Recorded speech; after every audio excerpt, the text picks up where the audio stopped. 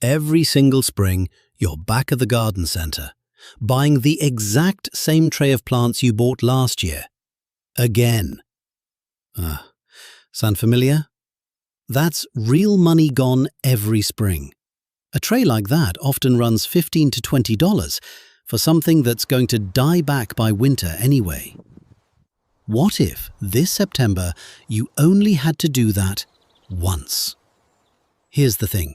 These 7 plants you dig once, this month, and they come back on their own every single year after that.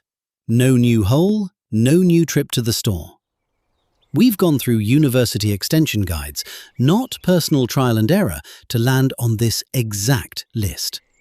Black-eyed Susan, hosta, coreopsis, daylily, Russian sage, lavender, and sedum.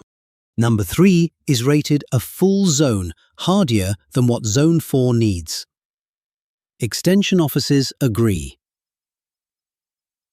Bury the pot or mound mulch over it. That's your best shot. And number 7, you can plant that one sitting in a chair, not bent over a shovel. Comfortable and easy. We like that combo. Let's start with the one almost everyone already knows. Black-eyed Susan. It's one of the most familiar flowers in the country. Most people don't realize it's also one of the toughest. Plant it in September and it comes back reliably from Zone 3 to Zone 9. That's most of the United States. Give it 6 weeks before your first hard frost so the roots can settle in before the ground freezes. Extension officers agree on that 6-week window, no matter which of these 7 you end up planting. Black-eyed Susan also spreads a little wider every year on its own. One clump this September, a bigger patch by next fall, without you lifting a shovel again. Speaking of that 6-week window, here's why the plant once idea works so well. It actually goes back further than you'd think. A gardener named Ruth Stout figured this out decades ago. She spent almost 15 years digging her Connecticut farm the hard way. Picture that, 15 years of digging, every single year. Then she switched to letting a thick layer of mulch do the work, instead of turning the soil over and over. She wrote about it for magazines starting in the 1950s, and gardeners are still using her approach today. That's the same principle behind every plant on this list. Do the work once, let the ground handle the rest. Next up, one you might already have a personal memory of. Hosta. If you've got a shady spot, this is the one your mother or grandmother probably grew. It's been a staple in American shade gardens for generations.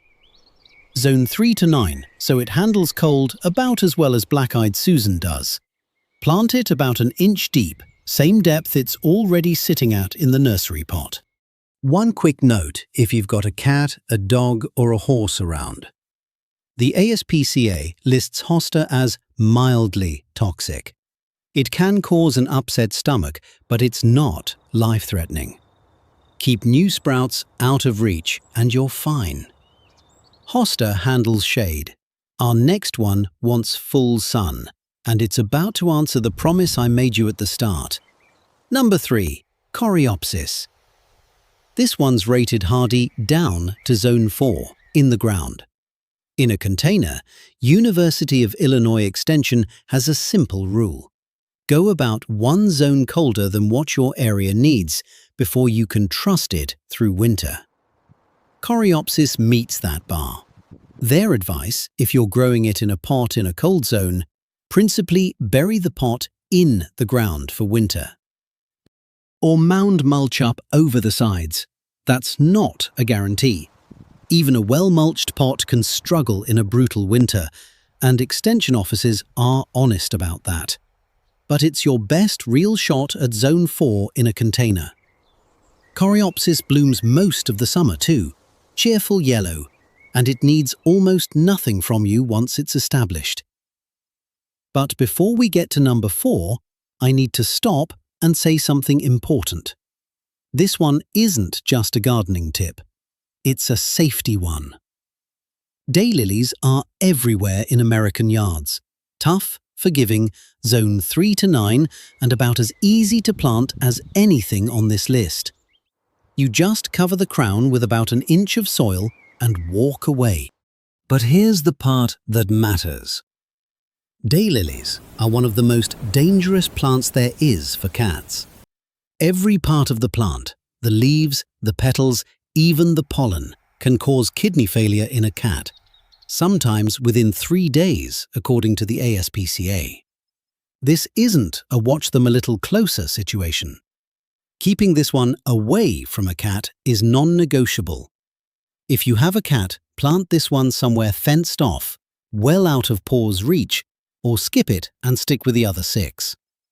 That's worth pausing the whole video for. All right, deep breath. Let's get back to easier territory. Number 5. Russian sage. If deer keep eating your flower beds, this is one they tend to leave alone. The silvery leaves carry a strong scent deer don't care for. It's hardy zone 4 to 9, drought tolerant once it's rooted in. It'll bloom a soft purple through most of the fall, right up until frost. Plant it at the same depth it's sitting at in the nursery pot. Water it in well, and then water again every water it in well, and that's genuinely it. Number 6 is a little different. I want to be straight with you about this one, not sell you on it. Lavender. English lavender is only reliably hardy from zone 5 and up. If you're zone 5 or warmer, plant it now. It'll come back for years, and it smells wonderful along a walkway. But if you're in a colder zone, growers generally agree fall isn't the best time for lavender anyway. The roots need more warm weeks than September gives them before a hard freeze. So think of this one as a bonus, not a must. Zone 4 and colder? Save it for spring instead. And that brings us to the last one, the one I promised you right at the start.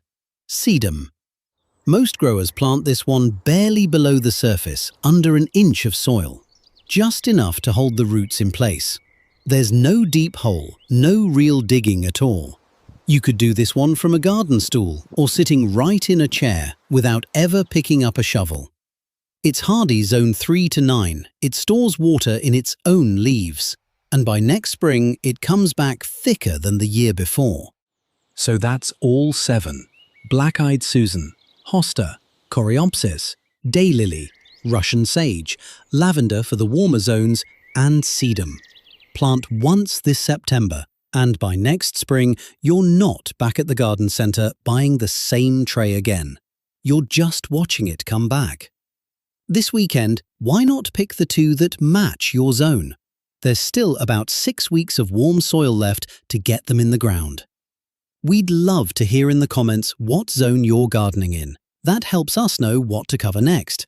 And speaking of next, we'll cover the lazy way to do this in pots, perfect for anyone who'd rather skip the garden bed altogether. Happy gardening!